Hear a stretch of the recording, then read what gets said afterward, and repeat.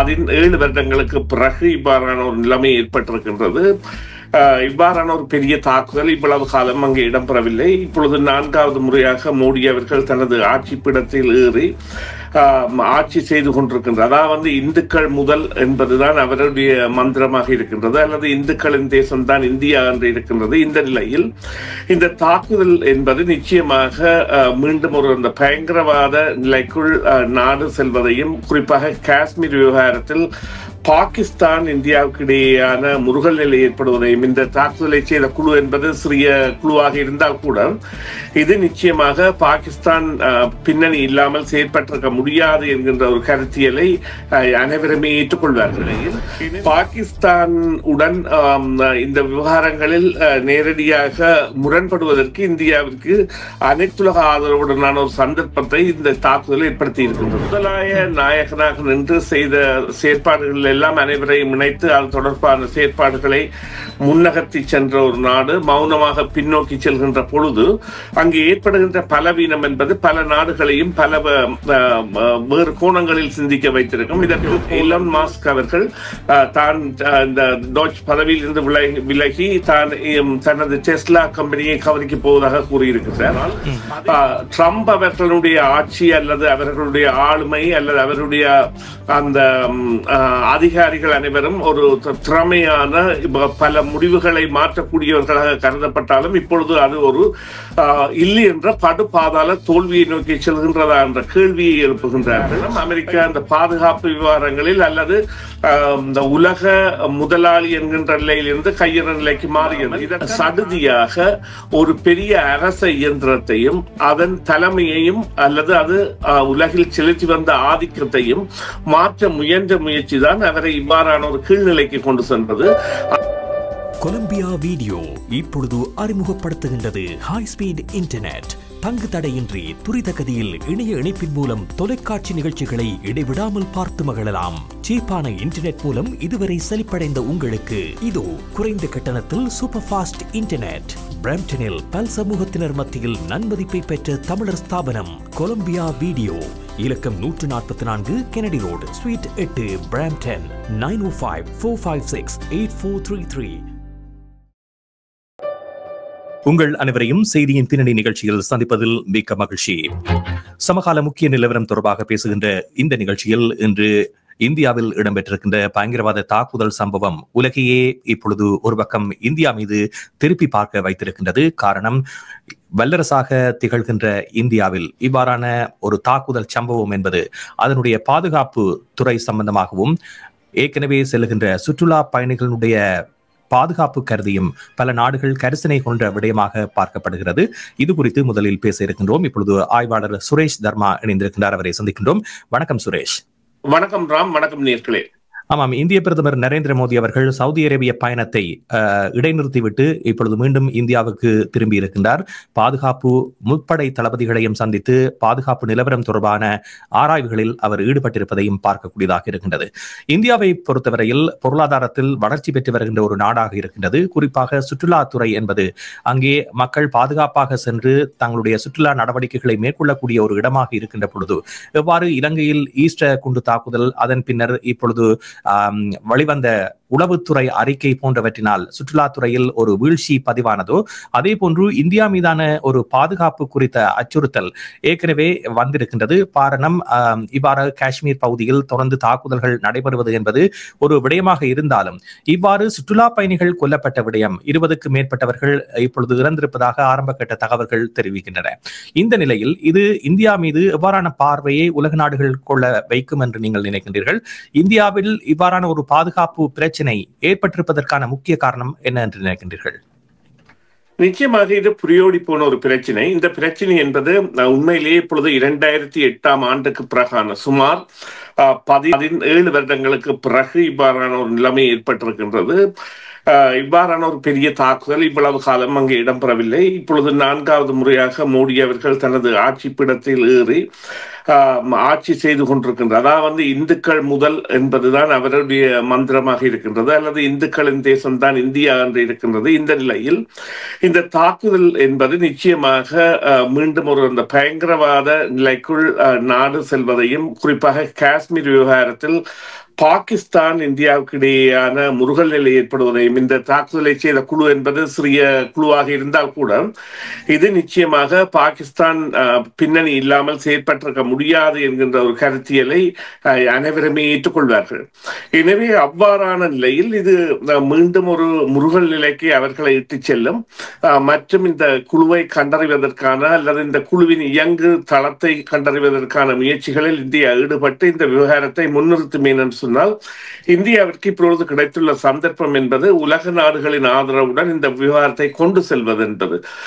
முன்பு அவ்வாறான நிலைமை என்பது இல்லாமல் இருந்தது என்று சொன்னால், அமெரிக்காவிற்கு பாகிஸ்தானின் தேவை என்பது மிக மிக அதிகமாக இருந்தது, குறிப்பாக ஆப்கான் விவகாரத்தில். எனவே அது இந்தியாவை விட பாகிஸ்தானை தான் அதிக அளவு ஆதரித்திருந்தது. அதை விட பாகிஸ்தானிற்கு F-35 விமானங்கள் கூட பல கொடுக்கப்பட்டிருக்கின்றன. அது ஒரு முஸ்லீம் நாடாகவும் பயங்கரவாதத்தை ஆதரிக்கின்ற நாடாகவும் இவ்வாறு கூறுங்கள். ஒசாமா பின் லாடன் தொடக்கம் பல பயங்கரவாத செயல்களில் ஈடுபட்ட மத தீவிரவாதிகள் பாகிஸ்தானில் தஞ்சமடைந்திருந்தார்கள். அவ்வாறான நிலையில் பாகிஸ்தான் உடன் இந்த விவகாரங்களில் நேரடியாக முரண்படுவதற்கு இந்தியாவிற்கு அனைத்துலக ஆதரவுடனான ஒரு சந்தர்ப்பத்தை இந்த தாக்குதல் ஏற்படுத்தி இருக்கின்றது.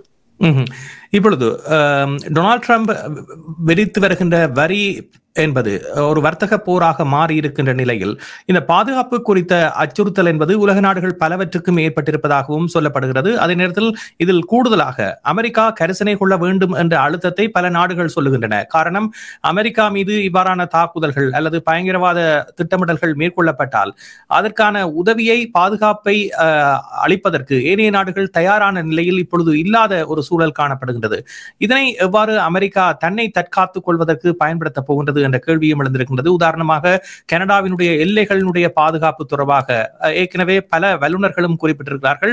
இது அமெரிக்காவுக்கு ஒரு அச்சுறுத்தலான விடயம். ஆகவே கனடாவோடு இணைந்து செயற்பட வேண்டியது அமெரிக்காவினுடைய பொறுப்பு என்ற ஒரு விடயத்தை குறிப்பிட்டிருக்கிறார்கள். இந்த விடயங்கள் இப்பொழுது உலகில் நடைபெறுகின்ற ஏனைய விடயங்களை ஒரு முன்னுதாரணமாக வைத்து அமெரிக்கா செயற்பட வேண்டிய ஒரு விடயத்தையும் சுட்டிக்காட்டி நிற்கின்றது. அமெரிக்கா இந்த விடயங்களில் ஏற்கனவே ஒரு பாதுகாப்பு முன்னேற்பாடுகளை செய்த நாடாக இருக்கின்றதா, அல்லது டொனால்ட் ட்ரம்பினுடைய வருகைக்கு பின்னர் இதில் இடைவெளி காணப்படுவதாக நீங்கள் பார்க்கிறீர்களா? இல்லை, இது ஒரு கையறு நிலைக்கு மற்ற நாடுகளை கொண்டு வந்து சேர்த்திருக்கின்றது. அது குறிப்பாக அமெரிக்காவின் நேச நாடுகள் அனைத்தையும் அவ்வாறான நிலைக்குத்தான் இட்டு சென்றிருக்கின்றது. அவ்வாறான நிலையில் தான் இந்த இந்திய அல்லது இந்து சமுத்திர பிராந்தியத்தில் ஏற்பட்டுள்ள இந்த நிலைமை கூட பார்க்கப்பட வேண்டும். அதற்கான காரணம், ஒரு முதலாய நாயகனாக நின்று செய்த செயற்பாடுகள் எல்லாம் அனைவரையும் இணைத்து அது தொடர்பான செயற்பாடுகளை முன்னகர்த்தி சென்ற ஒரு நாடு மௌனமாக பின்னோக்கி செல்கின்ற பொழுது அங்கு ஏற்படுகின்ற பலவீனம் என்பது பல நாடுகளையும் பல வேறு கோணங்களில் சிந்திக்க வைத்திருக்கும். இதற்கு போலந்து, ஸ்வீடன், ஜெர்மனி, பிரான்ஸ் போன்ற பல நாடுகளும் உதாரணம். அவை தற்பொழுது தங்களுடைய ஆயுத உற்பத்திகள் அல்லது அணு ஆயுதங்களை கூட பிரான்சில் இருந்து கொள்வனவு செய்வதற்கு போலந்து விண்ணப்பித்திருக்கின்றது. அதற்கான சாத்தியங்கள் எல்லாம் ஏற்பட்டிருக்கின்றன. இவ்வாறான நிலைமை ஏற்படுவதற்கு காரணம், அமெரிக்கா இந்த பாதுகாப்பு விவகாரங்களில் அல்லது இந்த உலக முதலாளி என்கின்ற நிலையிலிருந்து கையற நிலைக்கு மாறியது. இதற்கான காரணம் ட்ரம்ப் இப்பொழுது அமெரிக்கர்களாயே உணர்ந்து கொள்ளப்படுகின்றது. குறிப்பாக இன்று கூட அமெரிக்க ஊடகங்களின் தகவல் அல்லது இந்த பிரதான செய்தி எது என்று சொன்னால், ட்ரம்ப் அவர்களுடைய ஆட்சி அல்லது அவர்களுடைய ஆளுமை அல்லது அவருடைய அந்த அதிகாரிகள் அனைவரும் ஒரு திறமையான பல முடிவுகளை மாற்றக்கூடியவர்களாக கருதப்பட்டாலும் இப்பொழுது அது ஒரு இல்லை என்ற படுபாதாள தோல்வியை நோக்கி செல்கின்றதா என்ற கேள்வியை எழுப்புகின்றார்கள். இது குறித்த ஆய்வுகள் எல்லாம் அங்கே இன்று வெளிவர தொடங்கி இருக்கின்றன. அதற்கான பல காரணங்கள் உண்டு. குறிப்பாக இந்த வார இறுதியில் இடம்பெற்ற 500க்கும் மேற்பட்ட ஹேண்ட்ஸ் ஆஃப் எனப்படுகின்ற அந்த போராட்டங்கள் மற்றும் எலான் மஸ்க் அவர்கள் தான் இந்த டாச் பதவியில் இருந்து விலகி தனது டெஸ்லா கம்பெனியை கவனிக்க போவதாக கூறியிருக்கின்றார். அதே போன்று ஏனைய முக்கிய அதிகாரிகள் கூட சில தவறுகள் தாக்குதல்களை அல்லது இரகசிய கசிவுகளை மேற்கொள்கின்றார்கள் என்ற குற்றச்சாட்டுகள் எல்லாம் வருகின்றன, அதாவது தெரியாதனமாக. இதேவேளை இந்த ரஷ்யா உக்ரைன் போர் தொடர்பான பேச்சுவார்த்தையில் கூட இப்பொழுது இங்கிலாந்து, பிரான்ஸ், ஜெர்மனி போன்றன உள்நுழைந்து ரஷ்யாவின் முதன்மையான பாதுகாப்பு செயலாளர்கள் போன்றவற்றை முதற்கட்ட பேச்சுவார்த்தையில் இருந்து தவிர்த்திருக்குமாறும் இரண்டாம் கட்ட பேச்சுவார்த்தையில் அவர்கள் இணைக்கப்படுவதற்கான சாத்தியத்தை ஏற்படுவதாகவும் குறிப்பிட்டிருக்கின்றனர். இவ்வாறான மாற்றங்கள் நிச்சயமாக அமெரிக்காவை பின்தள்ளி வருவதையும் அமெரிக்கா தானாக இந்த விடயங்களில் இருந்து பின் நோக்கி நகர்வதற்கான பாதையை வகுத்தது என்பதையும் காட்டுகின்றது. சரி, இப்பொழுது அமெரிக்க ஜனாதிபதி எடுக்கின்ற இந்த நடவடிக்கைகள் அவர் தான் தோன்றித்தனமாக எடுக்கின்ற முடிவுகளாக சிலரால் சொல்லப்பட்டாலும் பலர் அவருக்கு பின்னால் அவரை ஒரு கைப்பாவையாக பயன்படுத்தி தாங்கள் நினைக்கின்ற விடயங்களை செய்வதற்கு பயன்படுத்துகின்றார்கள் என்ற ஒரு விடயமும் சொல்லப்படுகின்றது. உண்மையில் அமெரிக்க ஜனாதிபதி எடுக்கின்ற முடிவாக இது இருக்கிறதா, அல்லது அவருக்கு பின்னால் இயங்கக்கூடிய கொள்கை வகுப்பாளர்கள் டொனால்ட் ட்ரம்பை பயன்படுத்தி இவ்வாறான விடயங்களை செய்ய அவரை தூண்டுகிறார்களா? இதில் உங்களுடைய கருத்து என்ன? அனுபவம் இல்லாத கொள்கை வகுப்பாளர்களை அவர் வைத்திருக்கின்றார். எனவே அவர்கள் அவருக்கு ஒத்துப்பாடுவதைத்தான், அதாவது குளியலறையின் ஷவர் என்கின்ற ஒரு சிறிய பொருளை மாற்றுவதற்காகவோ அல்ல அதில் எவ்வளவு அழுத்தம் பெறுவதற்காகவோ ஒரு ஜனாதிபதி எக்ஸிகியூட்டிவ் ஆர்டரை போடுவது உலகிலே முதலாவது தடவையாக அமெரிக்காவில் தான் நடந்திருக்கும். ஏனென்றால் அவருடைய அந்த எக்ஸிகியூட்டிவ் ஆர்டர்ஸ் என்பது ஒரு பகுதியாக வந்துவிட்டது. இப்பொழுது பார்த்தீர்களானால் நேற்றிரவு கூறியிருக்கின்றார் சீனா மீதான வரி குறைக்கப்படும், தொடர்ந்து படிப்படியாக அது குறைக்கப்படும் என்று. இப்பொழுது அது அவருடைய அதாவது சீனாவின் தொலைபேசி அழைப்பை எதிர்பார்த்து காத்திருந்த மிரட்டல் நாயகன் இப்பொழுது தானாக இறங்கி சீனாவிற்கான வரிகள் குறைக்கப்படும் என்கின்ற கருத்தியலை கொண்டு வருகின்றார். ஏனென்றால் நாங்கள் ஏற்கனவே கதைத்தது போல சீனா இவர்களுடைய அந்த பிராண்ட் நேம்ஸில் ஒரு பெரிய பாதிப்பை ஏற்படுத்துகின்ற மாதிரி ஒரு ஆப்பிள் போன் என்பது செய்வதற்கு சுமார் $25 அல்லது $30 தான் முடிவதாகவும் அது அமெரிக்காவில் $1000 மேல் விற்கப்படுவதாகவும் அதே போல இந்த ஆடம்பர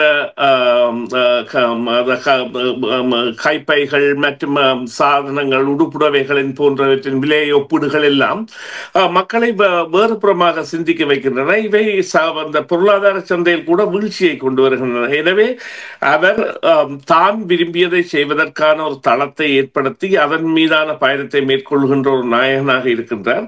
அதற்காக அவர் தெரிவு செய்தவர்கள் அவரை விட பலவீனமானவர்களாகவும் அவரை தவறாக வழிநடத்துவதாகவும் அல்லது அவருக்கு ஓதுபவர்களாகவும் அதாவது அவர் குறிப்பிடுகின்ற கருத்தியலுடன் சேர்ந்து பயணிப்பவர்களாகவும் இருப்பதுதான் இவ்வாறான ஒரு அந்த தரம் இழக்கின்ற செயற்பாட்டுக்கு அவர்கள் செல்வதற்கான காரணமாக இருக்கின்றது.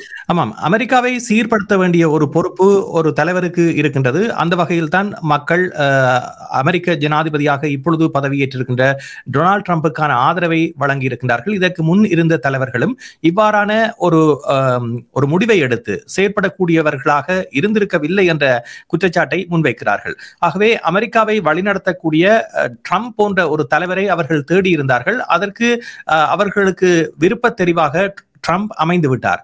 ஆனால் ட்ரம்ப் போன்று செயற்படாதவர்கள் அமெரிக்க தலைவர்களாக வருகின்ற பொழுது அமெரிக்காவை சீர்படுத்த முடியாது என்று வாதிடவர்கள் இருக்கிறார்கள். ஆகவே இவ்வாறான விடயத்தில் தலைமைத்துவ வெற்றிடம் என்பது இருந்திருக்கிறது. அதன் காரணமாக அந்த வெற்றி என்பது அவருக்கு சாத்தியமாக இருக்கின்றது. அமெரிக்காவுக்கு ட்ரம்ப் போன்ற ஒருவர் தேவையா?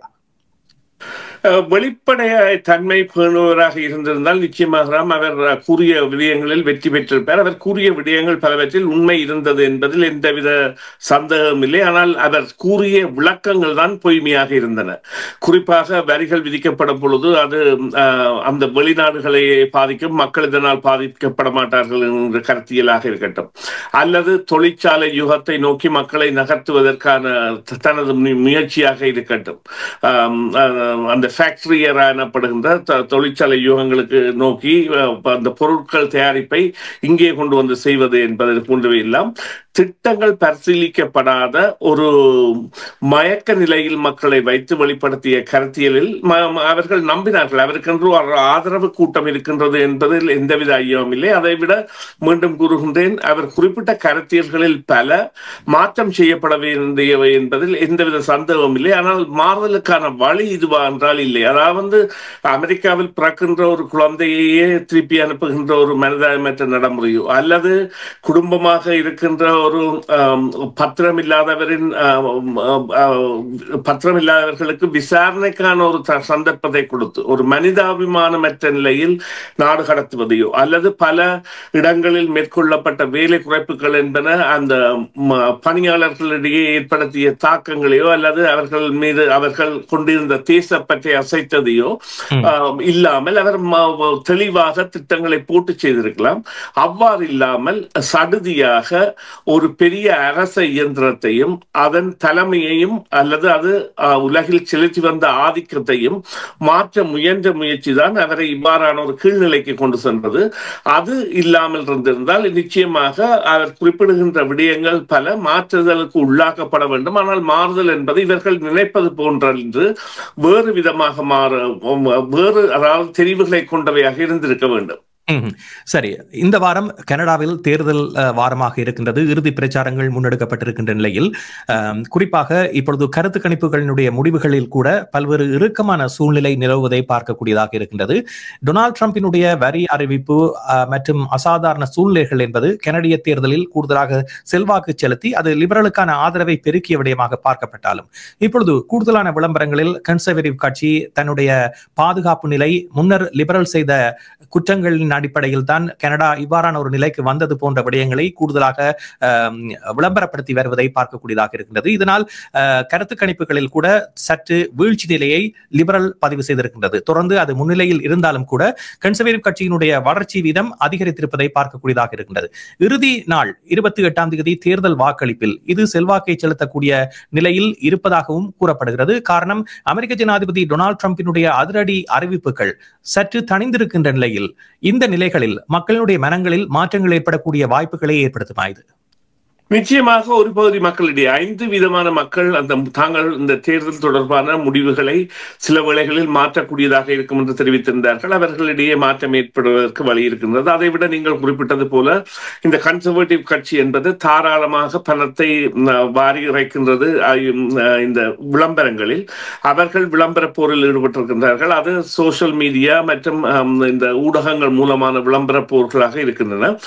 லிபரல் கட்சி எந்தவித ஒரு பிரச்சார செய்யாமல் இருப்பது தான் இங்கே. அதாவது காணி என்கின்ற ஒரு பெயரோடு தங்களுடைய பயணத்தை மேற்கொள்வதாகவும் அவர்கள் தங்களுடைய பதாதைகளை பெரிதாகவோ அல்லது பிரச்சாரத்தையோ மேற்கொள்ளாத நிலை கடந்த வாரம் வரை காணப்பட்டது. ஆனால் இந்த வாரம் சில வேளைகளில் அவர்களும் முன்வந்து முனைத்தால் நிலைமை என்பது மாறுபடும். ஆனால் இங்கே ஒரு உண்மை இருக்கின்றது. இவ்வாறான நெருக்குதல் நிலை வருகின்ற பொழுது அரசு சிறுபான்மை அரசாக அமையலாம் அல்லது வாக்கு வங்கி என்பதில் வாக்குகளின் வீதம் அதிகரிக்கலாம். இப்பொழுது கூறுங்கள், சாதாரண தேர்தலில் 56 60 விழுக்காடு வாக்காளர்கள் வாக்களிப்பதாக இருந்தால் இந்த முறை தேர்தலில் 80% மேற்பட்டவர்கள் வாக்களிப்பதாக இருக்கும். எனவே இந்த வாக்குகளின் எண்ணிக்கையின் குறைவு என்பது குறையக்கூடியதாக இருக்கின்றது. குறிப்பாக லிபரல் கட்சியை சேர்ந்தவர் முன்னர் 25,000 வாக்குகளையும் ஒரு டொரண்டோ பெரும்பாகத்தில் கன்சர்வேட்டிவ் கட்சியை சேர்ந்தவர் 15,000 எடுத்திருந்தால் இந்த முறை சில வேளைகளில் அது